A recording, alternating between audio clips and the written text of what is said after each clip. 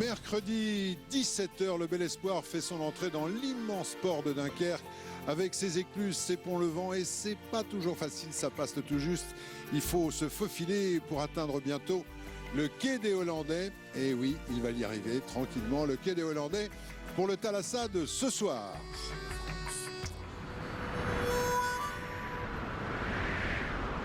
À quelques centaines de mètres de la frontière, nous avons rendez-vous dans les airs avec Serge Vandamme, un ch'ti volant, passionné d'ULM.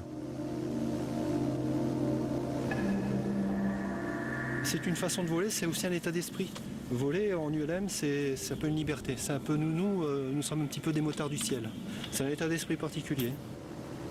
Les dunes de Flandre, les environs de Dunkerque, voilà le terrain de jeu de Serge.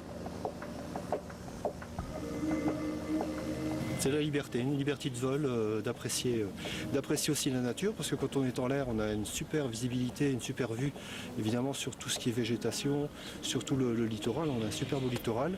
Donc ça, en avion, il y a un cockpit qui masque un peu. Nous, on est en contact direct avec l'air, donc c'est vrai qu'au niveau de la vue, c'est quand même très beau. Et on ressent vraiment bien les choses et les sensations.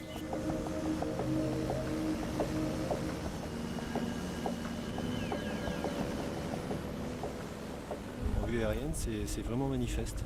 D'un côté, il y a la France avec les terrains de camping, et de l'autre côté, il y a tout le secteur dunaire de La Panne, de la ville de La Panne, donc la première station balnéaire belge, qui est juste à côté. Et donc on voit bien cette délimitation qui est toujours dans le sol, dans le sable. À quelques centaines de mètres de la frontière, le terrain d'aviation le plus au nord du territoire français, celui de l'aéroclub de Dunkerque, le QG de Serge et ses amis. Le dimanche matin, il fait beau, on vient ici au club, et à partir de là, après donc on décolle et on va se balader pendant 1 heure un peu partout sur le littoral et ailleurs. Donc c'est vraiment de la liberté. On salue Serge et les siens en se posant une question. Mais pourquoi depuis peu, pour des baptêmes de l'air, les ULM décollent-ils davantage en direction des terres? En fait, c'est simple.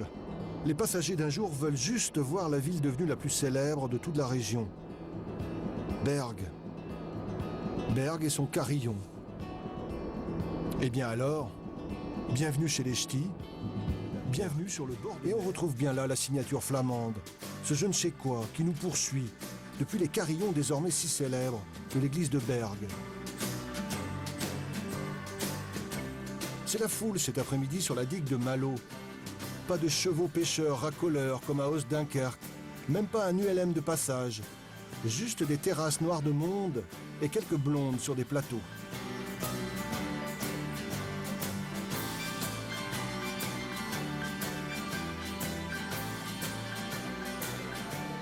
Sabine, ici aussi, c'est un peu la foule et ça sent un peu le